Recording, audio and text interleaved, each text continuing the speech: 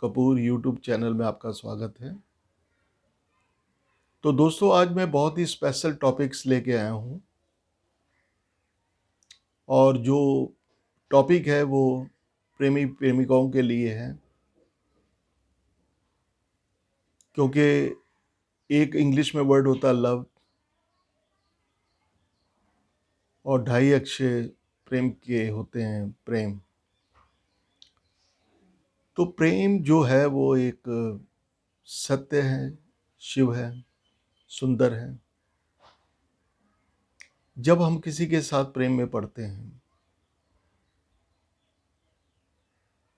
तो हमें ये जानना बहुत ज़रूरी है कि प्रेम हमारा सिर्फ आकर्षण मात्र है या हम प्रेम को लेके काफ़ी सीरियस हैं, या गहराई से हम प्रेम करते हैं और हम प्रेम विवाह के सूत्र में बंधना चाहते हैं। तो दोस्तों, इस तरह के कई शक हमारे दिमाग में होते हैं कि और कई इस तरह के सवाल हमारे दिमाग में उठते रहते हैं, क्योंकि जब हम प्रेम में पड़ते हैं तो हम ज़रूर सोचते हैं कि हम प्रेम विवाह करेंगे। तो दोस्तों, इस तरह का शक दोनों के दिमाग में चलता रहता है। कई बार परिवार की तरफ से कई रुकावटें क्रिएट की जाती है, सेपरेशन करवाने की कोशिश की जाती है। तो सच्चा प्रेम तो कभी किसी से हर स्थिति का मुकाबला करने के लिए तैयार रहता है।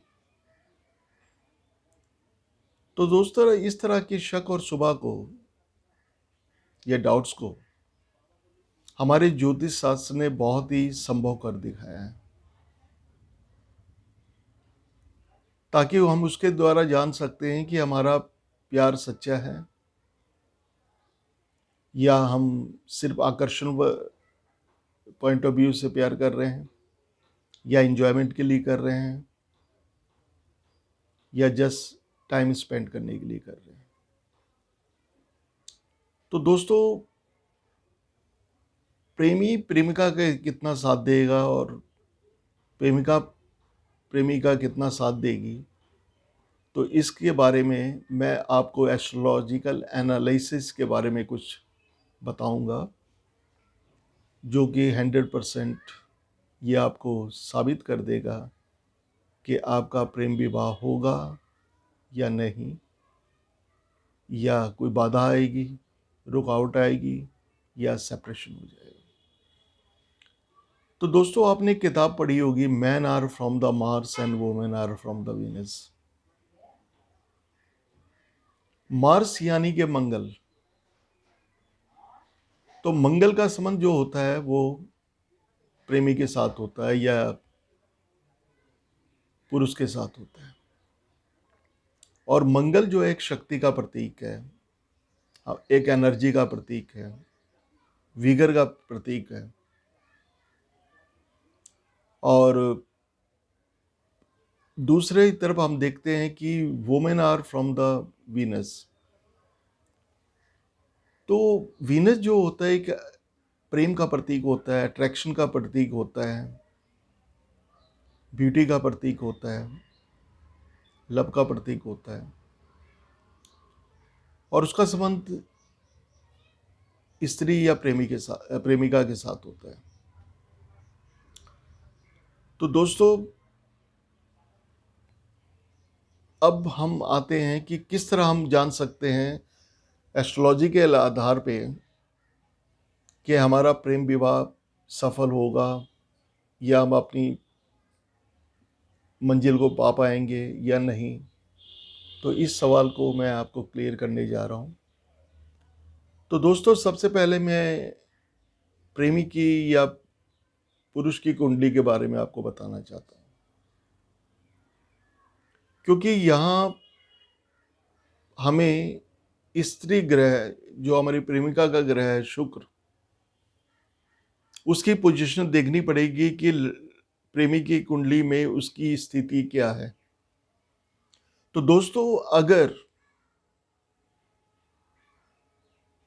लड़के की जन्म कुंडली के अंदर शुक्र वृष राशि में, तुला राशि में या मीन राशि में बैठा हो तो 100% विवाह के चांस बनते हैं।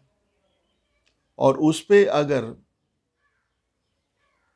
तीसरी, सातवीं या 10वीं दृष्टि शनि की पड़ रही हो या 7वीं दृष्टि राहु की पड़ रही हो तो 101% है कि ये प्रेम विवाह करेगा।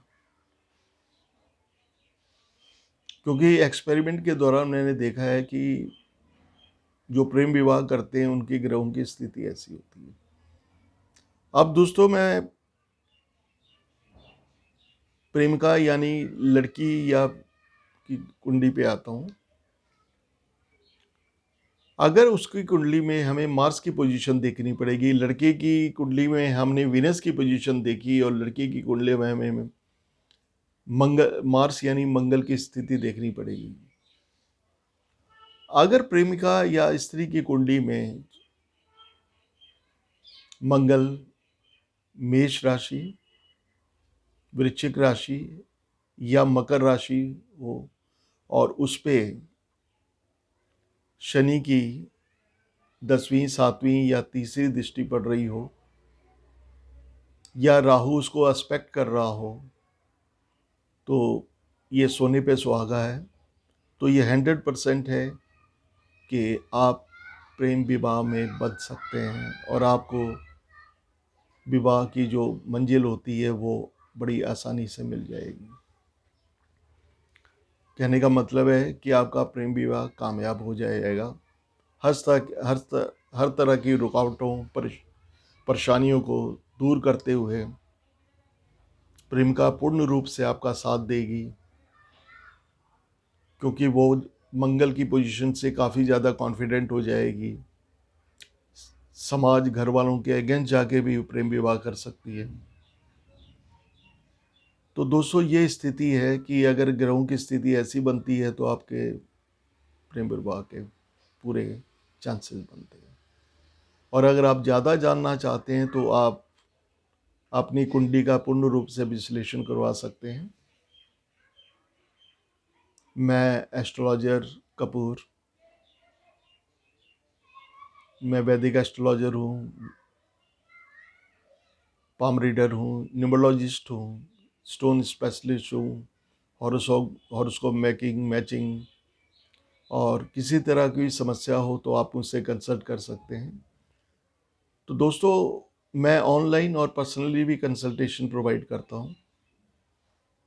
तो दोस्तों अगर आपको मेरा वीडियो पसंद आया ताकि मैं अगले वीडियो और ला सकूं, उसके लिए मुझे आपके सपोर्ट और आपकी इंस्पिरेशन की ज़रूरत है। तो प्लीज़ इस वीडियो को आप सब्सक्राइब कर दीजिएगा, शेयर कर दीजिएगा, आइकन बेल बजा दीजिएगा, लाइक कर दीजिएगा, ताकि आगे और समस्याओं को लेके मैं आपके सामने आ सकूं और आप उसको फॉलो करते हुए अपनी प्रॉब्लम या आपकी समस्याओं का निराकरण कर सकें। और जो भी प्रॉब्लम समस्याएं आपके जीवन में आ रही है तो उसके बारे में पूरी सलाह आपको मिल सकती है। तो दोस्तों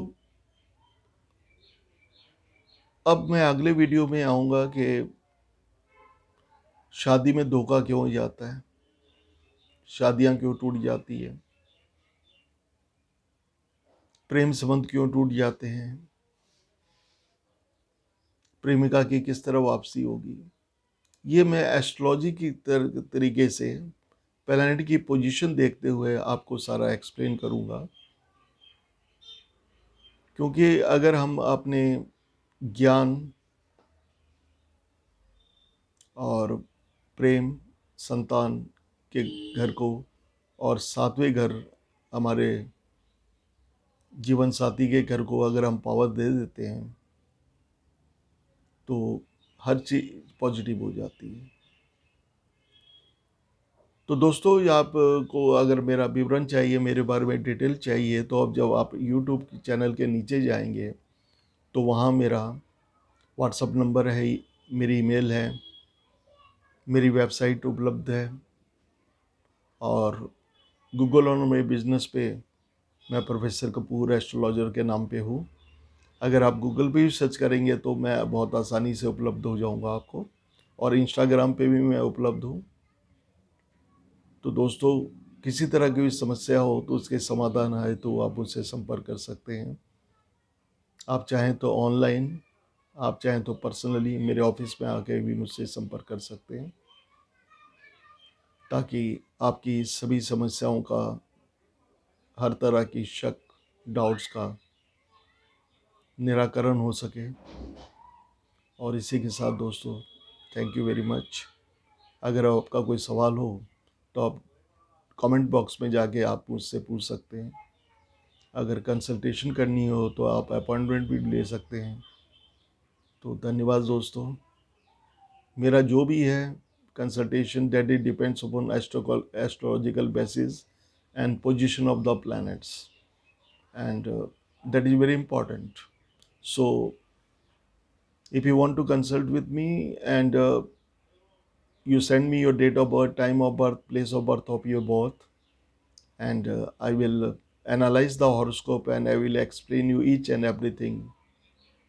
So thank you very much. Namaste दोस्तों.